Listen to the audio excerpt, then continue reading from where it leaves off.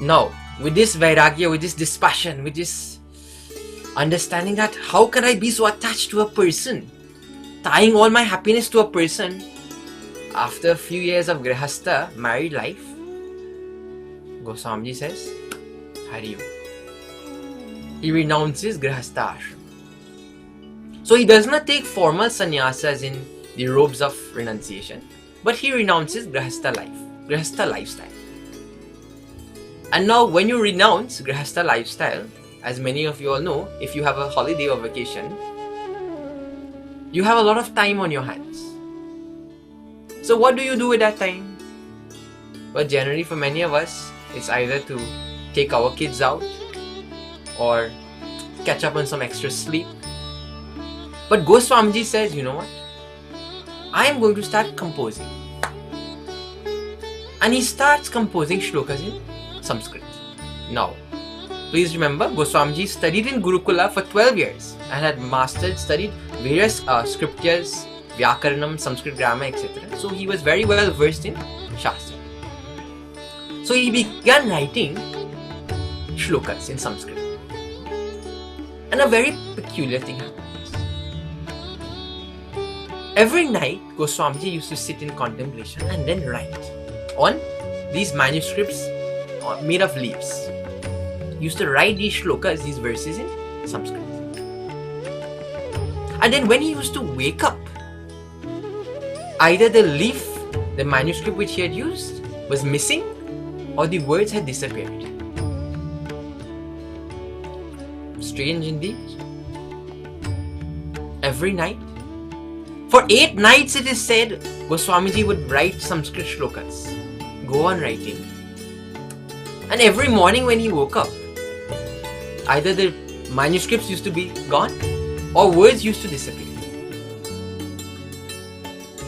So the 8th night, Goswamiji thinks,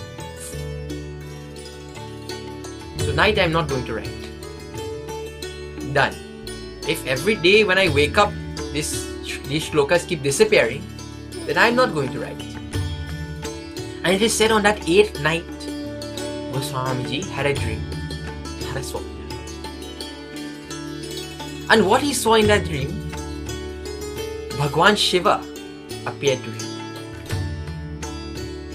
And what did Bhagwan Shiva tell him?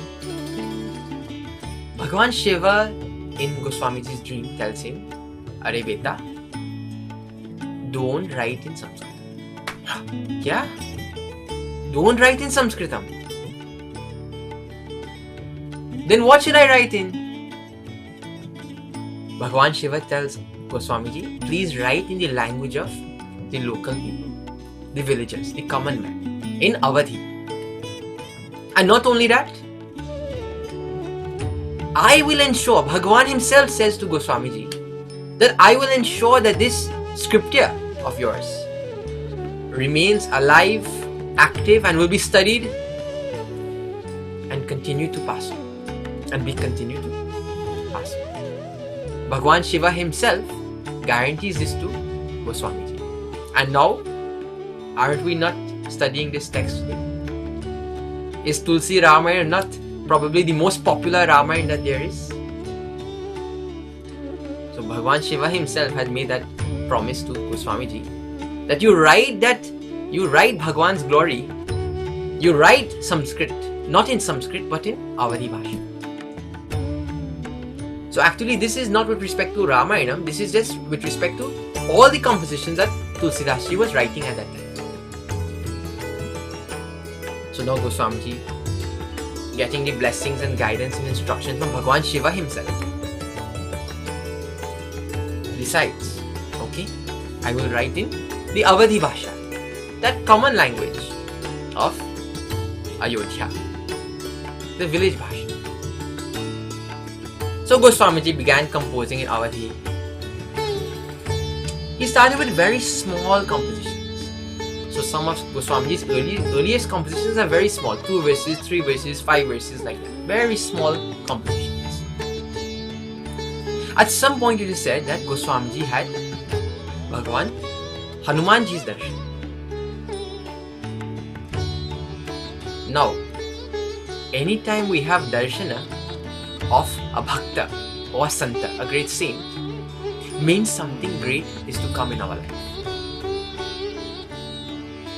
I'll repeat again. Anytime we have darshan of a bhakta or a santa, it means something great is to come in our lives. And if you look at lives of all great saints and sages who have walked this earth, at some point or the other, they were touched by either a great bhakta or a great santa, a great saint. Why divide? Great bhakta is himself great santa only. So Hanumanji also, Goswamiji gets darshan of. One day Goswamiji is sitting, and from a distance he sees two young men with bows and arrows riding on a horse, and they're looking so attractive, so handsome and glorious and shining, riding on their horse with bows and arrows. And Goswamiji is wondering, who are these two young boys? So at that time, Goswamiji did not know who are these two young boys that he is seeing. So Hanumanji comes and tells Goswamiji, Are, those two young boys who you saw riding, that was none other than Bhagwan Shri Rama and Lakshmanji. Goswamiji is shocked. That was my Bhagwan Shri Rama and Lakshmanji. He says, now I must have darshan again. First time darshan of Bhagwan Shri Rama, I did not know it was Bhagwan Shri Rama. Now that I know how he looks, now I want darshan again. And sitting and praying at the Ghata, Chitrakoot, means near the bank of the river.